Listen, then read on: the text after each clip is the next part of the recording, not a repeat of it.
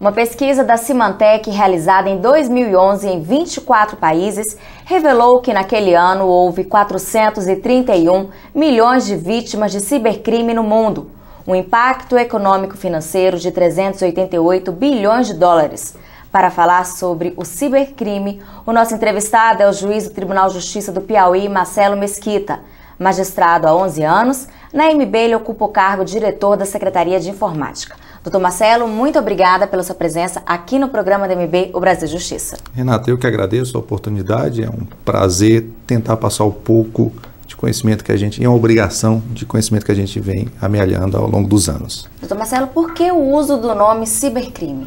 Esse é um primeiro aspecto, é uma nova modalidade delitiva, né, que a principal dificuldade já começa na definição, como chamar isso, né? Muitas pessoas pensam, isso é uma mera tecnicismo, que nome dar a isso?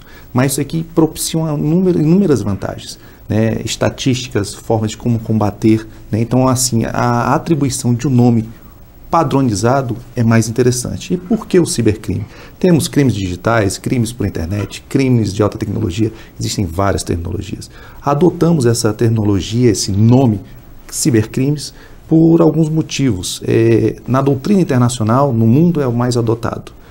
É o que alcança em toda a sua potencialidade essa modalidade delitiva, que ela é o crime cometido através de redes de comunicações de dados, ou seja, dispositivos, computadores, telefones conectados em redes. Então ele alcança isso daí. E também é a tecnologia utilizada na Convenção de Budapeste, que é uma convenção que a gente vai falar adiante, que rege o cibercrime no mundo. Qual é o impacto econômico-financeiro do cibercrime? Uma pesquisa Symantec, como tu bem anunciaste no início do programa, verificou em 2011 o impacto econômico de 388 bilhões de dólares. Só no Brasil, esse impacto foi de 63,3 bilhões de dólares no mesmo ano. É muito dinheiro. E não é só impacto, o impacto realmente são as perdas, a parada de serviço, né? A média de você retomar um serviço que estava funcionando é de 10 dias, ou seja, a repercussão é muito grande. E observe que essa pesquisa foi feita em 24 países somente, só 24. Esses 431 milhões de pessoas vítimas, que equivale à população dos Estados Unidos e Canadá juntas, somente desses 24 países pesquisados, não foi todo o globo. Então, realmente é um impacto gigantesco. Esse valor, 388 bilhões de dólares, se aproxima do tráfico internacional de entorpecentes, que é 400 e poucos bilhões de dólares. Então, realmente, é algo a se preocupar, né? É algo que vem evoluindo e que todos podemos ser vítimas potenciais. Quando surgiu a prática desses crimes? A doutrina, né, os escritores divergem, mas o primeiro caso realmente documentado foi no caso de Minneapolis, no Banco de Minneapolis, nos Estados Unidos, onde um funcionário em 1958 teria fraudado, modificado um algoritmo, um programa de computador para tirar centavos em seu próprio benefício. E foi condenado, tudo. Foi o primeiro documentado, esse de 1958. E de lá para cá são vários delitos, várias modalidades. Você passa por delitos até de se alterar possivelmente prescrição de radioterapia em hospitais mais modernos, ou seja, você pode até cometer delitos contra a vida através de cibercrimes. Então, realmente é uma potencialidade muito elevada. Quais fatores alavancaram a cibercriminalidade? Vários fatores alavancam. A primeira delas é natural, a internet, a globalização, né? Ou seja, essa movimentação, esse fluxo de pessoas, a internet que quebrou todas as fronteiras, nós não temos mais uma fronteira. O cibercriminoso é diferente do delituoso, do meliante comum, porque ele não tem um ponto fixo, ele pode de qualquer lugar cometer um crime que qualquer outro. Né? Então isso daí é um fator que realmente alavanca a internet, a globalização, o microprocessamento. O que é o microprocessamento? A diminuição dos processadores, dos chips, a miniaturização das máquinas. Hoje todos os nossos telefones não são mais telefone, ninguém tem um telefone só para ligar. Ele é uma máquina calculadora, ele tem um joguinho, ele grava, ele passa música e vídeo, ou seja, é um computador. Né? Então isso daí aumentou essa potencialidade, tanto do lado de quem comete o crime, como das vítimas. Né? Quais são as principais modalidades de cibercrimes? Isso é uma coisa que gera também muita dúvida, muito problema. O que é? Nós temos dois grandes grupos de cibercrimes. O que a gente realmente um estudo que eu faço, chamo de crimes próprios e impróprios. Cibercrimes impróprios são todos aqueles crimes que já existiam e que passaram a utilizar a ferramenta do computador, da internet para alavancar. Então, tipo o estelionato através da internet, tipo a subtração de dados, ou seja, são crimes que já existiam, que já existem tipos penais, já existem crimes no nosso ordenamento, furtar, subtrair, estelionato, extorsão, só que estão sendo feitos através da internet, de redes de comunicação, são os crimes impróprios. Esses aí são os que mais se vê, mais se visualiza, mais se pensa. Pensa cibercrime, você pensa algo assim. E temos os crimes próprios, cibercrimes próprios, que são aqueles que só passaram a existir depois do advento do computador e das redes de comunicação. Ou seja, não são o patrimônio ali violado, é a própria rede, é a própria máquina. Ou seja, é você ter lá um grande site de vendas e você derrubar aquele serviço. Você para de funcionar. Parando de funcionar, você gera um prejuízo enorme. Isso é fácil na área da iniciativa privada, que você consegue mensurar. Um site que está fora do ar, eu deixei de vender tantos milhões, perdi uma imagem perante o meu público de tanto, ou seja, você gera isso daí. Agora já na esfera governamental fica mais difícil, você não consegue mensurar, dizer, avaliar quanto vale ficar fora um serviço público essencial por tanto tempo. Então, realmente, existem essas duas grandes modalidades de cibercrimes, entre várias outras, mas são os próprios e os impróprios. Temos que ter muito cuidado com os próprios, que eles geram brechas, eles são caminho, eles são ferramentas para até alavancar esses cibercrimes próprios. Qual é o perfil das pessoas que cometem o cibercrime? É uma pergunta interessante, Renata, porque quando se fala em cibercrimes, pensa-se em hacker. Hacker já é uma denominação equivocada. Porque hacker do inglês é um expert, alguém muito bom em alguma coisa, geralmente computador.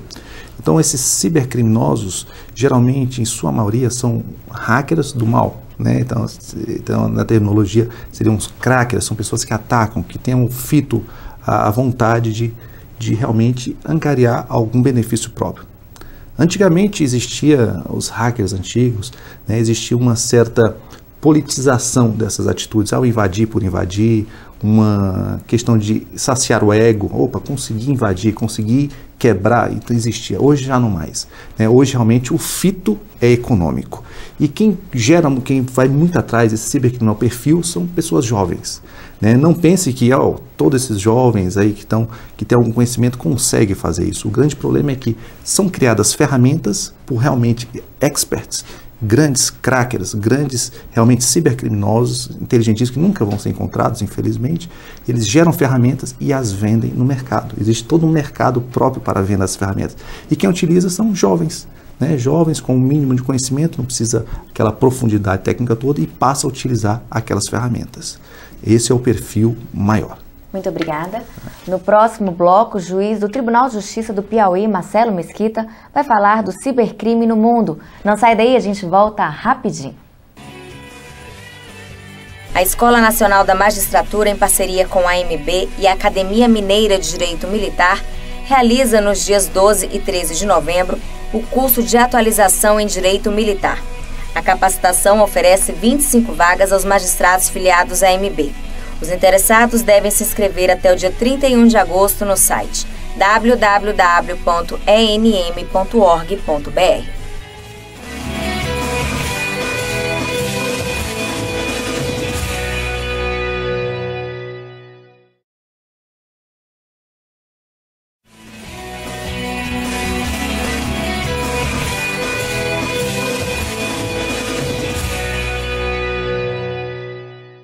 Estamos de volta com o Brasil Justiça. No primeiro bloco, abordamos a nova modalidade dos crimes cibernéticos. Agora, o juiz do Tribunal de Justiça do Piauí, Marcelo Mesquita, vai falar do cibercrime no mundo. Doutor Marcelo, como se dá o combate ao cibercrime em outros países? Essa modalidade delitiva, ela realmente, apesar de já ter os seus primórdios de 58, como a gente falou no primeiro bloco, ela ainda está se espraiando, está crescendo, ou seja, ela ainda é muito, o combate a ela é bastante incipiente, é muito inicial. Mesmo os países de grandes grupos econômicos, grandes países como os Estados Unidos, a Alemanha, possuem grande dificuldade de combater.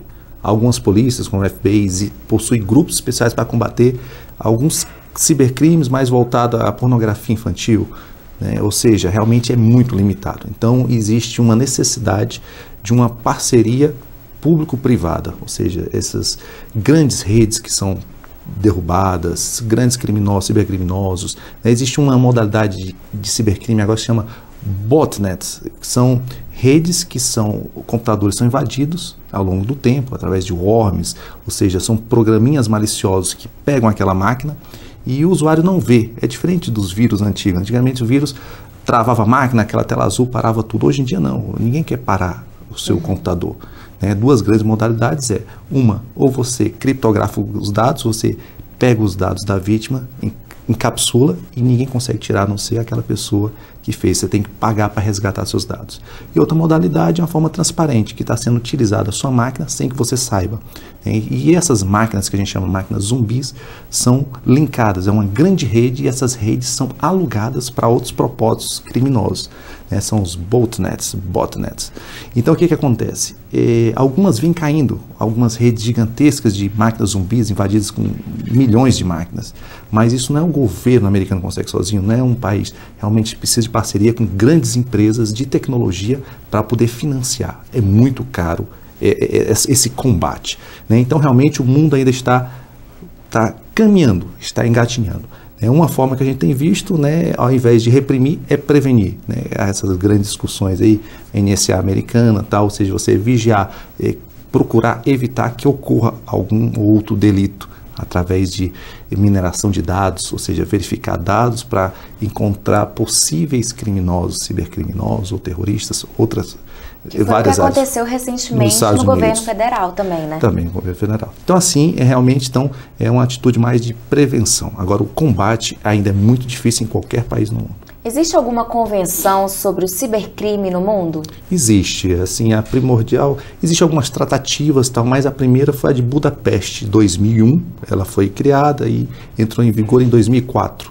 Foi criado pelo Conselho da Europa, reunindo não só países da Europa, mas também convidados outros países fora do bloco europeu. E ela rege bem, como seria. Ela não pega e prescreve, o crime é esse, aquele. Apenas dá diretrizes para os países signatários. Olhe, procure criminalizar dessa forma, tipificar, dizer como é que vai ser o delito dessa forma. Modalidade culposa, ou seja, não pode existir. Ou seja, você não pode ser realmente punido se você não teve o cuidado de colocar um antivírus e repassar. Ou seja, então ele dá diretrizes, ele dá nortes para que esses países que venham a aderir criem essa legislação interna. Qual é a principal dificuldade do combate a esses crimes? A grande dificuldade são aqueles fatores que propiciam qualquer crime. O que propicia a existência de delitos? São aqueles criminosos motivados. Temos na internet? Temos 2 bilhões e meio de usuários de internet. Então nós temos jovens aí, criminosos potenciais. Temos a outra parte que não é criminosa, de potenciais vítimas. Todos nós somos potenciais vítimas. Nós não temos o trato, nós temos aquele conhecimento técnico de saber como evitar. A gente fala em antivírus, mas isso não é o suficiente, isso não basta. Existe uma série de medidas, medidas inclusive de culturais, como agir, como abrir isso, como visitar esse ou aquele site. Então, realmente, a grande dificuldade no combate é essa massificação de vítimas e de criminosos. Um outro aspecto é aquele distanciamento. A internet tem esse poder de distanciar, de desmaterializar. Ou seja, você não tem um local fixo do cibercriminoso, você pode estar aqui do lado, pode estar em outro país, em um país que você não tenha acordo de extradição, que geralmente acontece. Aquelas informações para ser levadas para um local que você não consiga exercer a jurisdição, você não consiga o poder já vir dizer o direito ali, não tem como. Então, isso daí é um outro fator. E o outro é o da completa falta de capacidade do poder público de combater. E os cibercriminosos sabem disso, Ou seja, realmente existe aquela sensação ampla de impunidade. Existe aquela pseudo-sensação, aquela falsa sensação de ele estar atrás, aqueles cibercriminosos mais simples, aqueles garotos jovens que adquirem aqueles programas e querem cometer alguma coisa, acham que estão mais ou menos seguros, mas em verdade não estão. Então, o que existe? Existe em relação a esses cibercriminosos uma sensação de falsa, ou às vezes verdadeira, de anonimato. Ou seja, alguns ficam atrás dessas máquinas achando que estão, e muitas vezes realmente estão, no anonimato completo. e a falta de capacidade do poder público de investigar, né? Porque você demanda técnicas, você demanda aparato, demanda conhecimento, ou seja, é todo um arcabouço, toda uma infraestrutura que nenhum país tem. Outras modalidades de cibercrimes surgem no mundo? Surge, a cada dia surgem várias possibilidades, vários badwares que a gente chama, são esses programas maliciosos, e outras modalidades de cibercrime, sim. A gente chama, existe já o ciberterrorismo, ou seja, terrorismo através de redes, o ciberguerra também, né? Você tem o caso do Stuxnet, que é um vírus que atacou usinas de enriquecimento de urânio, né, no Irã. Então, assim, já existem outras modalidades. Se você sai da vertente do mero crime e passa a abranger terrorismo ou até guerra entre nações. Então, realmente é um campo gigantesco, né? Futuramente as batalhas, as guerras não vão ser travadas mais em campo, mas possivelmente de maneira, através de cibercrimes, de maneira eletrônica, digital. Você, hoje em dia, toda a nossa vida, por mais que a gente pegue aquela senhora mais humilde, mais simples, nunca tenha mandado e recebido um e-mail na vida, mas ela depende totalmente da internet. Nós somos dependentes para pegar uma aposentadoria, para um serviço de água, luz, ou seja, toda a infraestrutura hoje em dia está em cima da internet.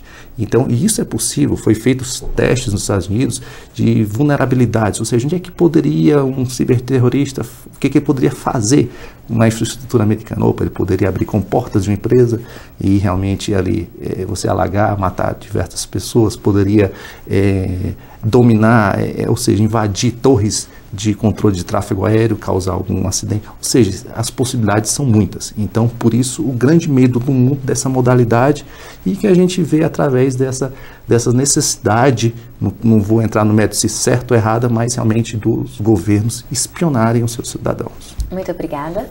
No próximo bloco, o juiz do Tribunal de Justiça do Piauí, Marcelo Mesquita, vai falar do cibercrime no Brasil. Fique com a gente, o intervalo é rapidinho.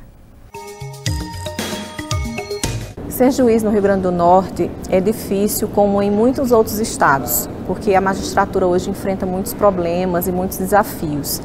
Eu acho que nós temos que ser sempre persistentes na busca por uma magistratura melhor, sabendo os que querem ingressar que é uma carreira linda, muito bonita, mas uma carreira muito difícil.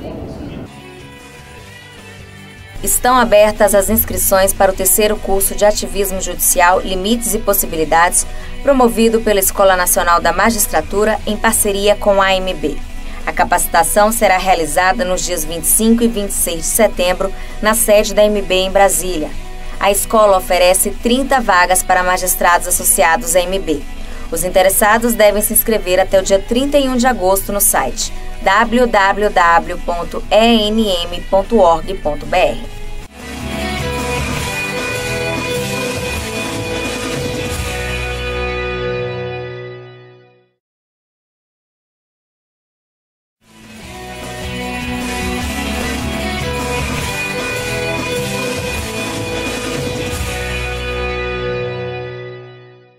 Estamos de volta com o programa DMB, o Brasil Justiça. Nos 2 blocos anteriores, conversamos sobre a nova modalidade dos crimes cibernéticos e o cibercrime no mundo. Agora, o juiz do Tribunal de Justiça do Piauí, Marcelo Mesquita, vai falar sobre o cibercrime no Brasil. Doutor Marcelo, quais são as leis sobre o cibercrime no Brasil? No Brasil, a gente ainda está engatinhando, né? Realmente não temos leis específicas, né? Há de se fazer aquela divisão entre cibercrimes próprios e os impróprios. Os impróprios são aqueles crimes que já existiam, que apenas foram alavancados, foram potencializados, utilizaram uma nova maneira de ser feita através de computadores. Então, para esses, nós temos os tipos: difamar alguém, xingar alguém, né, injuriar, caluniar, ou seja, crimes contra a honra você pode fazer através de redes sociais, por exemplo. Ou seja, não precisa de um crime, de uma tipificação, de uma lei sobre cibercrime para isso. Podemos aproveitar o que nós temos. Mas algumas modalidades de cibercrime, que são os próprios, são aqueles que são voltados contra a própria rede, né? Algumas peculiaridades nós precisamos ter distinção, né? Então, vimos com série de projetos de leis e tal, mas com o caso daquela atriz Carolina Dickmann, acelerou-se um processo legislativo que existia e criou-se a lei que levou o nome da atriz Carolina Dickmann, que é a Lei 12.737, de 2012. E essa lei, ela trata um pouco de cibercrime. essa lei, Carolina Dickmann, ela se aplica para todo tipo de cibercrime? Não. Infelizmente, no Brasil, a gente trabalha muito pontualmente. Precisa acontecer um caso para acelerar uma atividade legislativa. Infelizmente, foi o que aconteceu. E essa lei foi feita muito às pressas e ela não alcança todas as modalidades delitivas, todas as modalidades de cibercrime. Em verdade, sequer alcançaria o caso dela se pudesse retroagir. A lei penal, quando você cria um novo tipo penal, um novo crime, você define na lei, opa, isso aqui passa a ser crime, se não existia antes, você não pode retroagir, você não pode aplicar os casos pretéritos. Caso isso fosse possível, que não é, repito, né, sequer o caso da Carolina Dickmann seria alcançado pela própria lei que leva o nome dela. Não levaria. Por quê? Porque a descrição, o tipo penal que foi feito, o que é invadir dispositivo alheio, tal. Ou seja, a narrativa, o que compõe o crime, para definir o que é o crime, ela é muito complexa. Ela é quase teratológica, é monstruosa. Você não consegue adequar. Vai ser difícil algum colega magistrado conseguir tipificar isso, né? Porque no caso da Carolina Dickmann, ela não foi invadido o dispositivo, não foi quebrado o sistema de segurança, o que exige o crime. Né? Ela entregou o material para uma assistência técnica, até onde se sabe, não tem conhecimento do processo, mas onde se veiculou, ela teria entregado o computador para fazer uma assistência e lá teriam subtraído, eles ou terceiros teriam dado divulgação, tentado extorquir e tal. Né? Ou seja, na medida em que ela entrega para alguém, ela entrega sem senha, sem nada, ou seja, para poder fazer, ou seja, não entraria, não seria alcançado, ainda que pudesse essas pessoas responderem por esse crime, não seriam condenadas, porque essa lei não alcança. Então, infelizmente, continuamos ainda órfãos de uma boa legislação que alcance o cibercrime, né? E para isso precisa-se observar a experiência internacional. A Convenção de Budapeste, como eu disse, ela é muito boa porque ela dá o norte. Como criar esses tipos penais? Outra dificuldade de você falar de crimes de tecnologia é você definir alguns termos. O que é internet? O que são dados? O que é rede? Ou seja, não adianta você querer definir na lei o que é isso, porque o avanço tecnológico é muito grande e a legislação vem atrás, vem a reboque, ela não consegue alcançar esse dinamismo da tecnologia. Então você fala, o que é dados? Dados são informações guardadas em dispositivo eletrônico. Sim, e se não for, se criarem um dispositivo biológico? Começar a guardar em material biológico. Marcelo, isso é loucura, é possível? Já existe. Já existe pesquisa em que se guardou em bactérias uma certa quantidade de dados, ou seja, em dispositivos biológicos. Então, se você vem com a lei e ela define certas definições, certas nomenclaturas técnicas, você vai deixar essa lei vai ficar já perdida em muito pouco espaço de tempo. Então a solução, a Convenção de Budapeste dá, porque ela utiliza alguns aspectos da segurança da informação que você não precisa definir dar esses conceitos na própria lei. Você aproveita a área da tecnologia para poder definir esses tipos penais. Como está a infraestrutura policial ao combate ao crime cibernético? No Brasil, como o resto do mundo, infelizmente, no Brasil temos uma grande dificuldade, né? Já temos várias delegacias no Brasil espalhadas, já aquela dificuldade inicial que a gente falou, né? Não é sobre cibercrime, então nós temos delegacia de crimes de alta tecnologia, delegacia de crimes de internet, já tem uma salada de nomes diferentes, mas isso não é o pior. O problema é que realmente não temos uma infraestrutura, nem humana, nem material. Né? No próprio Estados Unidos, você querer afastar um agente para fazer cursos, aquela pessoa que tem um viés mais tecnológico, uma capacitação, você tem que afastar aquela pessoa por 2, 3, 6 meses para fazer curso. Você afasta da investigação e vai capacitar.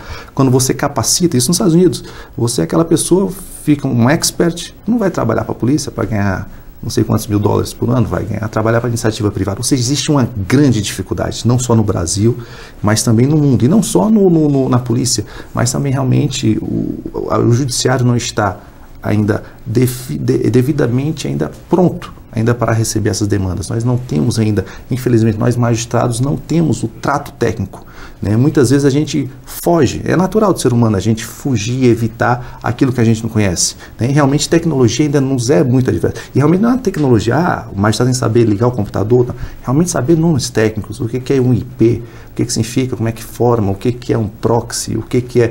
Ou seja, são nomenclaturas técnicas, são dados que a gente vai precisar ser capacitados. Os magistrados precisarão, o Ministério Público da mesma forma, polícias, ou seja, advogados, realmente o sistema de justiça. Isso não é um problema do judiciário, né? É um problema de justiça, do sistema de justiça, que engloba polícias, MP, advocacia público, privada e o judiciário em si. Então, realmente, temos que acordar para isso, né? Porque, realmente, como vimos os números, no Brasil, 2011, 63,3 bilhões de dólares de prejuízo. 2 anos atrás. Isso aí vai evoluindo cada vez mais. Então, precisamos realmente juntar forças, trocar informações, né, buscar canais, né, para nos informarmos e conseguirmos minorar essa triste realidade. Obrigada. Chegou a hora da gente conhecer no quadro Vida de Juiz um pouco da trajetória dos magistrados. Meu nome é Marcelo Pirazibe, sou juiz de Direito da Vara de Fazenda Pública Estadual de Juiz de Fora. Escolhi ser juiz para poder participar do movimento de transformação da sociedade, de melhora da sociedade, de forma de ajudar na pacificação social, na estabilidade das relações.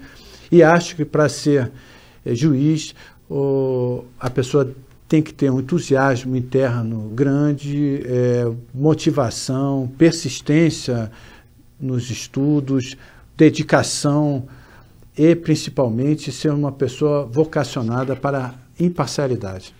Agradeço ao juiz Marcelo Mesquita pela entrevista.